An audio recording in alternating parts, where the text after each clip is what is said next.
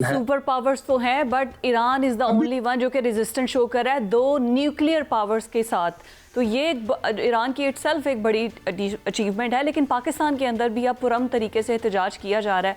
But मैं चाहूँगी कि पाकिस्तान के हालात कि वो अब किस तरफ, क्योंकि ज़ाहिर है बड़ी एक अकीदत जो हमारे शिया मसलिक है उनकी भी बड़ी ज़्यादा ईरान के साथ है और वो इस चीज़ को पुरम तरीके से एहतजाज भी कर रहे हैं और उनको ये चीज़ नागवार गुजरी है। तो आपके पास क्या इतलात हैं? बिस्मिल्लाहिर्रहमानिर्रहीम। देखें, आज का प्रोग्राम का आगाज़ जो है बड़ा दुख और गम है, अफसोस है और बहुत ही ज़्यादा, मतलब अल्फाज नहीं है कि ईरानी सुप्रीम लीडर जो आयतुल्लाह ख़ामनाई हैं वो शहीद हो गए हैं, शहादत के रुतबे पर फाइज हो गए हैं। इन्ना लिल्लाहि व इन्ना इलैहि राजिऊन। लेकिन सवाल यहाँ पर यह है कि इस वक्त जो सूरत हाल पाकिस्तान में है वो बड़ी खौफनाक किस्म की सूरत हाल है। मुझे अभी हम प्रोग्राम में बैठ गए आके, अभी मेरे पास इंफॉर्मेशन नहीं आ रही थी कि हमने आगाज़ कर लिया है। लाहौर में भी, शहर में भी, प्रेस क्लब के पास ईरानी कौंसल जनरल का ऑफिस है, वहाँ पर भी कुछ हंगामा राई चल रही है, कुछ लोगों ने टायर वगैरह जलाए हैं। कराची में भी है और कुछ अच्छी खबरें नहीं आ रही, लेकिन पूरी कौम से अपील करूँगा कि खुदारा आप एहतजाज ज़रूर करें। जितना आपको दुख है हमें भी उतना ही दुख है, लेकिन कम अज़ कम आप किसी चीज़ को इस तरह ना लेके जाए कि पाकिस्तान के मुतल्लक आप अपनी बिल्डिंग्स को, अपनी चीज़ों को इंतशार इस किस्म का ना लेके आए कि आप उसमें हम ही आपस में उलझ जाए। देखिए पाकिस्तान, बात क्या है, बात यह है पाकिस्तान अपने मुफादात को देखकर फैसला करता है। पाकिस्तान, हमारी जंग अफगानिस्तान से इस वक्त चल रही है, ये जंग मुशरिक वुस्ता के सॉल्व करने के लिए हम तो खुद लड़ रहे हैं, हम खुद हालत जंग में है इस वक्त। हमारी फौज कहाँ है, हमारे त्यारे इस वक्त कहाँ हैं? अच्छा, कौन सा इस्लामी मुल्क है जिसने कभी हमारा साथ दिया है? जो सच्ची बात करनी नहीं चाहिए लेकिन आज करूंगा कि इस वक्त हम अफगानिस्तान के साथ लड़ रहे हैं। कौन सा मुल्क मुझे बताएं कि हमारे साथ खड़ा है, हमारी पीठ के पीछे खड़ा है? पाकिस्तान अपने जोरे बाजू के ऊपर लड़ रहा है ना। अपनी भारत से हमारी जंग हुई है, हमने अपने जोरे बाजू पे लड़ी है ना। बिल्कुल अफगानिस्तान से भी हम ही लड़ रहे हैं, लेकिन उसके बावजूद हम, ईरान हमारे भाई है, हम अच्छा इसको नहीं समझते। लेकिन पाकिस्तानी आवाम को जो है वो थोड़ा सा सब्र तहम्मुल का मुजाहरा ज़रूर करना होगा। और मुझे ये भी दुख समझ नहीं आ रही कि ईरान पर हमले से पहले जो ट्रंप है उन्होंने ना तो कांग्रेस से को बाकायदा मंजूरी ली है और ना ही उन्होंने अपने आवाम को वाज़िया तौर पर बताया कि मैंने ये करना है या ये करना है। लेकिन सवाल यहाँ पर सिर्फ ये है फिजा, दुख और अफसोस ज़रूर है, लेकिन साजिद हबीब साहब हमारे भाई हैं जो कि फ़ज़ाओं के बादशाह हैं, उनको बहुत ज़्यादा इल्म होता है। साजिद भाई, मैं आपसे, मुझे तिश्तगी थोड़ी है, काइंडली मेरी ज़रा दूर कर दे। ईरान त्यारे आ रहे हैं, अमेरिका के आ रहे हैं, इसराइल के आ रहे हैं, बमबारी कर रहे हैं, उनके जनाब आर्मी चीफ को मार रहे हैं, खामनाई को मार रहे हैं।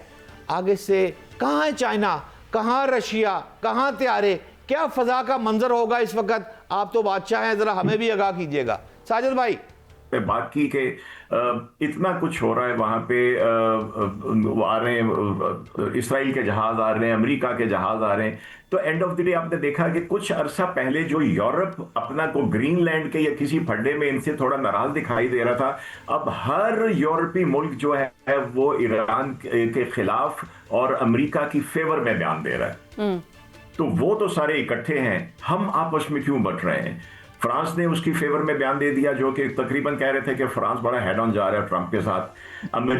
बरतानिया बाकायदा हिस्सा ले रहा है इस वाले कोऑर्डिनेटेड अटैक्स में अमेरिका के साथ। उन्होंने पूरा सपोर्ट किया, बात बिल्कुल ठीक कह रहे हैं समरे सालिक साहब। इंडिया को देखें, पहले एक दिन पहले इस हमले से वो इजराइल जाता है, इसका मतलब है कि इंडिया को पता था, हमें यहाँ पर अफगानिस्तान के साथ इंगेज किया गया और वहाँ पर ये इंडिया और जो एक ट्राइका बन रहा है इजराइल के साथ और बीच में ये अफगानिस्तान को शामिल कर रहे हैं। ये मोदी ही भी पूरे का पूरा इसराइल का साथ दे रहा है इस खित्ते की इंस्टेबिलिटी में। सबसे बड़ा हाथ अगर हम इसराइल की बात कर रहे हैं तो मोदी भी उतना ही हिस्सेदार है। इसराइल और यूएस सक्सीड कर इसराइल के साथ हो, वहाँ पे प्रो इजराइल गवर्नमेंट बैठी हुई हो और आपका ताफ्तान बॉर्डर इजराइल के साथ हो। दूसरी तरफ आप अफगानिस्तान देखें तो कोई ढकी छुपी बात नहीं कि इजराइल, इंडिया और अफगानिस्तान के एक नेक्सस से मौजूद हो रहा है। और तीसरी तरफ इंडिया है जो कि वैसे ही हमारा अजली दुश्मन है। तो मैं ये समझता हूँ कि इस वक्त पाकिस्तान का जो रिस्पॉन्स है, not for any love loss for any sect और anything, for its own interest, हमें ये श्योर करना चाहिए, हमें कोशिश करना चाहिए कि जंग बंद हो और वो ड्रेडफुल सिनेरियो मर्ज ना हो जिसका मैं जिक्र कर रहा हूँ कि कल को खुदा न खास्ता पाकिस्तान को 3 डायरेक्शन से प्रेस किया जा रहा हो। That is one from Iran side, Israel की मौजूदगी की वजह से या प्रो इसराइल गवर्नमेंट की मौजूदगी की वजह से, सेकंड फ्रॉम अफगानिस्तान साइड और तीसरा इंडिया की साइड से। Now coming to the point जो आपने रेज किया है, इसमें कोई शक नहीं है कि इंडिया और इसराइल का नेक्सस बहुत पुराना चल रहा है। जो जुल्म इसराइल पैलेस्टाइन में ढाता था, जो वहाँ पे जो फ्रीडम फाइटर्स हैं उनके खिलाफ, वही इंडिया जो है वो कार्रवाई, वही सारी स्ट्रेटजीज यूज़ करता था अगेंस्ट कश्मीरीज।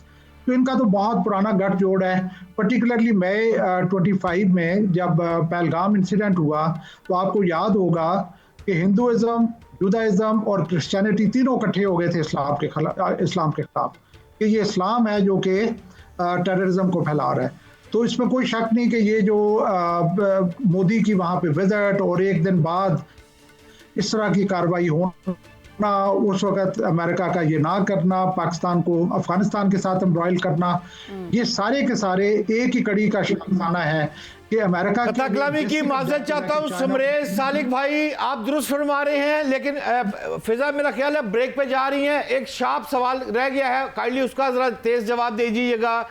मैं ये समझता हूं कि ये जो नैरेटिव है अब तो क्लियर हो गया, कोई किसी की जंग नहीं लड़ता। चाइना ने हमें सपोर्ट जरूर किया लेकिन जंग हमने अपनी आप लड़ी थी। मैं आपसे ये जानना चाहता हूं कि ईरान में ये जो बातें आती थी कि ये जी कंटेनर चले गए, चाइना ने माल भिजवा दिया, रशिया के त्यारे आ गए, S-400 चले गए, दुनिया भर का सामान आ गया, इस वक्त ईरान कहाँ खड़ा है? ईरान क्या अकेला है या किसी ने उसकी मदद की है इस लड़ाई में? काबिल एहतराम समरेश सालिक भाई, चाइना ने उसको क्या सपोर्ट किया है या रशिया ने क्या सपोर्ट किया है, लेकिन मैं एक चीज़ ज़रूर कहना चाहूँगा कि मई 25 में जो दोनों मार्के हुए थे, एक हुआ था बिटवीन इंडिया एंड पाकिस्तान और दूसरा हुआ था बिटवीन ईरान एंड इसराइल। उन दोनों को कंक्लूसिवली अगर उनके एंड पे देखा जाए तो eastern technology prevailed over the western technology. हमें पता है कि राफेल गिरा, हमें पता है कि जो बाकी जो जिस तरीके से इंडिया के नुकसानात हुए, हमें पता है कि जिस तरह की इफेक्टिव स्ट्राइक्स ईरान ने उस वक्त की। मेरे नज़दीक आज जो मिलिट्री इक्विपमेंट है ईरान का उससे बेहतर है जो उस वक्त था। और अभी ब्लीड तो कर रहा है ना, ईरान तो ब्लीड ऑलरेडी कर रहा है। अब अगर इजराइल ब्लीड करेगा तो वही वो ब्लीडिंग की पेन है। आप इस पर कुछ कहना चाहेंगे साजिद हबीब साहब कि रशिया और ईरान, उससे पहले बल्कि रशिया ने पूरी नेवी एक्सरसाइज की है ईरान के साथ कुछ एक हफ्ता पहले।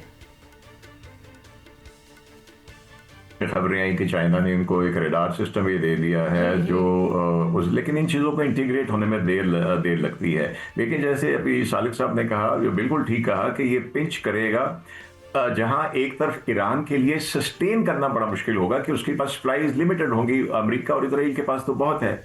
लेकिन जो ये मेरे अगर आप गौर करिए छोटा सा सालिक साहब, ये जो स्ट्रेट ऑफ हॉर्मुज़ को बंद किया है, ये पिंच करना शुरू करेगा सबसे पहले तमाम खलीजी ममालिक को जो बेसिकली अमेरिका के साथ है, और उसके साथ ईरान को तो जैसे आपने कहा वो तो हम तो डूबे हैं सनम, वो वाली उसकी सिचुएशन है। ये चीज इसको हिंट करेगी। और अगर ईरानी प्रॉक्सीज आर स्मार्ट इनफ कि वो बाबुल मंदुब को उधर से थोड़ा सा बंद कर दें, तो आप देखिए कि ये पेट्रो डॉलर्स वाली गेम ऐसे चेंज होगी कि ये खुद जंग बंद करने के ऊपर आ जाएंगे। और इसीलिए जैसे इन्होंने कहा कि उसने इतनी बड़ी धमकी दी है कि मैं न्यूक्लियर चला जाऊंगा, इसके हमले ना रोके, क्योंकि ये लोग अपना एक भी बंदे की जान जाना बर्दाश्त नहीं कर सकते।